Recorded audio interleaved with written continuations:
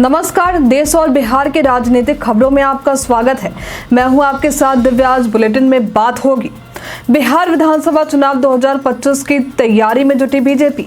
लालू परिवार को land for job मामले में मिली जमानत। प्रशांत किशोर का नीतीश कुमार की 220 सीटों के दावे पर कटाक्ष। एग्जिट पोल और जम्मू कश्मीर चुनाव के नतीजे, तेजस्वी यादव पर चोरी के आरोप। बिहार में सियासत गरमाई। चलिए अब खबरों की ओर विस्तार से। बिहार में 2025 विधानसभा चुनाव को लेकर सभी राजनीतिक पार्टियां सक्रिय हैं। बीजेपी नेता अजय आलोक ने कहा है कि एनडीए का लक्ष्य 225 से अधिक सीटें जीतना है। जदयू ने भी नीतीश कुमार के नेतृत्व में सरकार बनाने का संकल्प लिया है। आलोक ने संघ प्रमुख मोहन भागवत के एकजुटता के बयान का समर्थन किया और नक्सलियों के खिलाफ कार्रवाई को अंतिम चरण में बताया है। उन्होंने एग्जिट पोल के भी गलत साबित होने का भरोसा जताया है। आरजेडी प्रवक्ता मृत्युंजय तिवारी ने कहा है कि 8 अक्टूबर को हरियाणा और जम्मू कश्मीर चुनाव परिणामों के बाद बिहार में राजनीतिक बदलाव आएगा। उन्होंने दावा किया कि जदयू बीजेपी से अलग होकर नीतीश कुमार को मुख्यमंत्री की कुर्सी छोड़ने का दबाव महसूस कर रही है। तिवारी ने कहा है कि नतीजों का बिहार पर बड़ा प्रभाव पड़ेगा और आरजेडी के नेतृत्व में तेजस्वी यादव की सरकार की संभावना बढ़ेगी। किशनगंज में एआईएमआईएम के सीमांचल प्रभारी गुलाम हसनैन ने विपक्षी दलों पर निशाना साधते हुए जनसुराज पार्टी को भाजपा की बी टीम करार दिया है। उन्होंने यति नरसिंहानंद के खिलाफ आंदोलन और उनकी विवादास्पद टिप्पणियों की आलोचना की। आरोप लगाते हुए कहा कि ये बयान देश में जहर फैला रहा है। विधानसभा चुनावों में सत्ता की लालसा न रखने की बात करते हुए उन्होंने कहा कि जनसुराज पार्टी के सीमांचल में अस्तित्व पर भी सवाल उठाए हैं। जदयू अध्यक्ष नीतीश कुमार पिछले 18 सालों से बिहार के मुख्यमंत्री हैं और पार्टी ने 2025 के चुनावों में उन्हें फिर से मुख्यमंत्री कैंडिडेट बनाने का प्रस्ताव पारित किया है। कथावाचक अनिरुद्ध आचार्य जी महाराज ने सुझाव दिया कि अगर नीतीश कुमार गाय को राजमाता का दर्जा देते हैं और बूचर खाने बंद करवा देते हैं तो वे जीवन भर सीएम बने रह सकते हैं। इसके अलावा उन्होंने बाढ़ को लेकर भी अपनी बातें रखी। मंत्री विजय चौधरी ने बाबा का संदेश नीतीश कुमार तक पहुंचाने का आश्वासन भी दिया है। दिल्ली की राउज एवेन्यू कोर्ट ने लालू प्रसाद यादव, तेजस्वी यादव और तेज प्रताप यादव समेत 9 आरोपितों को लैंड फॉर जॉब मामले में जमानत दे दी है। यह मामला 2004 से 2009 के दौरान रेलवे में नौकरी देने के बदले जमीन हड़पने से जुड़ा हुआ है। जमानत मिलने के बाद तेजस्वी यादव ने राजनीतिक षड्यंत्र का आरोप लगाते हुए न्यायालय पर भरोसा जताया है। अगली सुनवाई 25 अक्टूबर को होगी। प्रशांत किशोर ने नीतीश कुमार के 220 सीटों के दावे पर प्रतिक्रिया देते हुए कहा है कि जदयू अगले चुनाव में 20 सीटें भी नहीं जीत पाएगी। उन्होंने बिहार की जनता की नाराजगी का हवाला देते हुए कहा कि नीतीश कुमार राजनीतिक बोझ बन चुके हैं। प्रशांत किशोर ने भाजपा को चुनौती दी कि यदि वे नीतीश कुमार को मुख्यमंत्री का चेहरा घोषित करे तो परिणाम 2020 की तरह ही होंगे और जनता दोनों को सबक सिखाएगी। उद्धव ठाकरे गुट के नेता संजय राउत ने लाडली बहन योजना को राजनीतिक खेल करार देते हुए बीजेपी पर निशाना साधा है। उन्होंने कहा है कि ये योजना देश के किसी हिस्से में सफल नहीं हुई और अगले महीने बंद हो जाएगी। राउत ने आरोप लगाया कि बीजेपी ने अर्थव्यवस्था को नुकसान पहुंचाया है और सरकारी योजनाओं के लिए पैसा नहीं है। उन्होंने एकनाथ शिंदे सरकार को भी घेरते हुए कहा कि महाराष्ट्र में सरकार कर्ज पर चल रही है। राउत ने आगामी चुनावों में बीजेपी की हार का दावा भी किया है। झारखंड के पूर्व मुख्यमंत्री चंपई सोरेन की तबीयत अचानक बिगड़ने के बाद उन्हें जमशेदपुर के टीएमएच अस्पताल में भर्ती करवाया गया है। उनके शुगर लेवल में उतार चढ़ाव की समस्या आई थी। रविवार को साहेबगंज में उनके सभा आयोजित होने वाली थी, लेकिन तबीयत खराब होने के कारण वो नहीं जा सके। इस घटना के बाद प्रधानमंत्री मोदी ने चंपई सोरेन से फोन पर बातचीत की और उनके स्वास्थ्य की जानकारी ली। लोजपा आर के अध्यक्ष चिराग पासवान ने केंद्रीय गृह मंत्री अमित शाह से मुलाकात की, जिसमें आगामी विधानसभा चुनावों पर विस्तृत चर्चा हुई है। चिराग ने बताया कि उनकी पार्टी झारखंड में चुनाव लड़ेगी, लेकिन ये सवाल बना हुआ है कि क्या बीजेपी उन्हें सीटें देंगी। हाल ही में चिराग ने केंद्र सरकार के कुछ फैसलों का विरोध किया है, जिससे राजनीतिक माहौल में हलचल बढ़ गई है। उत्तर प्रदेश में जल्द ही उपचुनाव की तारीखों की घोषणा हो सकती है, जिसके चलते बीजेपी और समाजवादी पार्टी ने अपनी तैयारियां तेज कर दी हैं।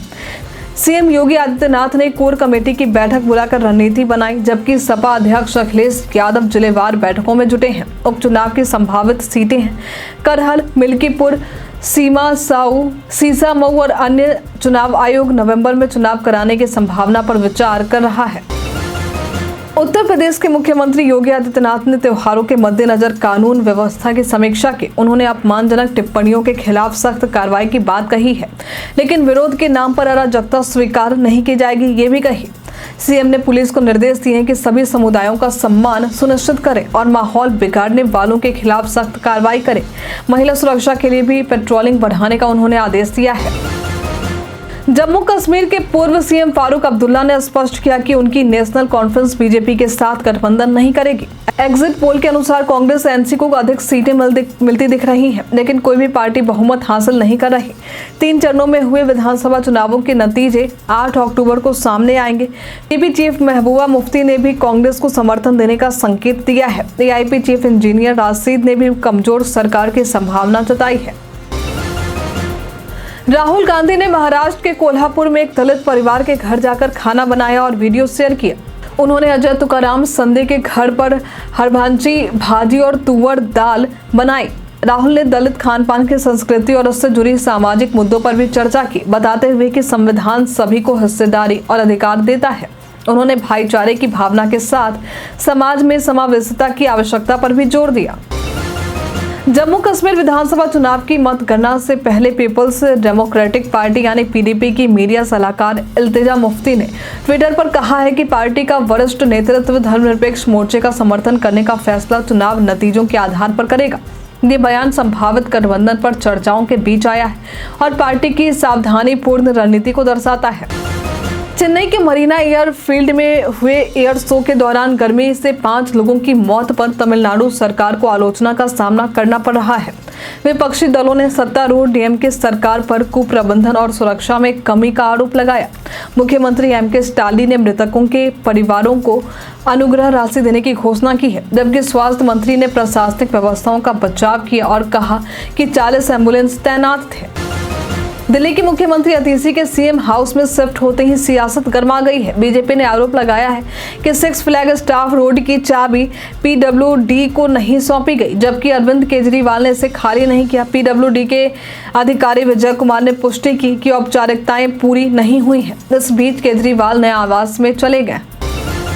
झारखंड विधानसभा चुनाव 2024 की तैयारी में सभी दल सक्रिय हो गए हैं। बीजेपी ने अपने पंच प्रण की घोषणा की, जबकि केंद्रीय मंत्री गिरिराज सिंह ने हेमंत सोरेन सरकार पर आरोप लगाया कि उसने मुस्लिम आबादी को छूट दी है। उन्होंने कहा कि आदिवासी आबादी 44% से घटकर 28% हो गई है और एनआरसी की आवश्यकता है। बीजेपी झामुमो सरकार पर आदिवासी समाज की अनदेखी का आरोप लगा रही है। केरल के वामपंथी विधायक केटी जलील ने विवादास्पद बयान देते हुए कहा है कि अधिकांश सोने के तस्कर मुसलमान हैं और मुस्लिम समुदाय से सोने की तस्करी और हवाला लेन देन में शामिल न होने के लिए फतवा की मांग की। उनके बयान पर मुस्लिम लीग के नेताओं ने माफी मांगने की अपील की है, लेकिन जलील ने इनकार किया। उन्होंने अपने विचारों का समर्थन करते हुए आंकड़ों का हवाला दिया है। बिहार के पूर्व उप मुख्यमंत्री तेजस्वी यादव पर आरोप लगा है कि उन्होंने सरकारी आवास को खाली करते समय वहां से एसी, टोटी और सोफा जैसे सामान चुरा लिए। ये आरोप वर्तमान उप मुख्यमंत्री सम्राट चौधरी के निजी सचिव ने लगाया है। भाजपा ने तेजस्वी को जवाब देने को कहा, जबकि राजद ने इसे ओछी राजनीति करार दिया है और तेजस्वी फोबिया का आरोप लगाया है। तेजस्वी ने हाल ही में आवास खाली किया था। मुख्यमंत्री योगी आदित्यनाथ ने कहा है कि किसी भी जाति या धर्म के खिलाफ अपमानजनक टिप्पणियां अस्वीकार्य हैं, लेकिन विरोध के नाम पर अराजकता बर्दाश्त नहीं की जाएगी। उन्होंने सभी मतों और संप्रदायों के प्रति सम्मान की आवश्यकता पर जोर दिया। शारदीय नवरात्रि और विजयदशमी के दौरान शांति बनाए रखने के लिए पुलिस प्रशासन को निर्देश दिए हैं। साथ ही महिला सुरक्षा को भी प्राथमिकता दी गई है। सीतामढ़ी से विधायक शाहिद अली खान की पुत्री डॉक्टर इकरा अली ने रविवार को जदयू में शामिल हुई। पार्टी के कार्यकारी राष्ट्रीय अध्यक्ष संजय झा ने उन्हें सदस्यता दिलाई है, जबकि अन्य नेताओं ने भी उनका स्वागत किया। डॉक्टर इकरा ने कहा है कि वे जिम्मेदारी के साथ राजनीति में आई हैं और मुख्यमंत्री नीतीश कुमार की महिला और समाज के हर वर्ग के लिए किए गए कार्यों की तारीफ की। संजय झा ने लालू प्रसाद यादव के रेलवे को बेचने के आरोप को नकारा। आज के लिए इतना ही। जाते जाते आपके लिए एक सवाल, सत्ता परिवर्तन के बाद तेजस्वी यादव के आवास खाली करने पर चोरी का आरोप सत्ताधारी पार्टी लगा रहे हैं। इस पर आप क्या कहना चाहेंगे? हमें कमेंट में लिखकर जरूर बताएं। हमारे साथ बने रहने के लिए आपका धन्यवाद।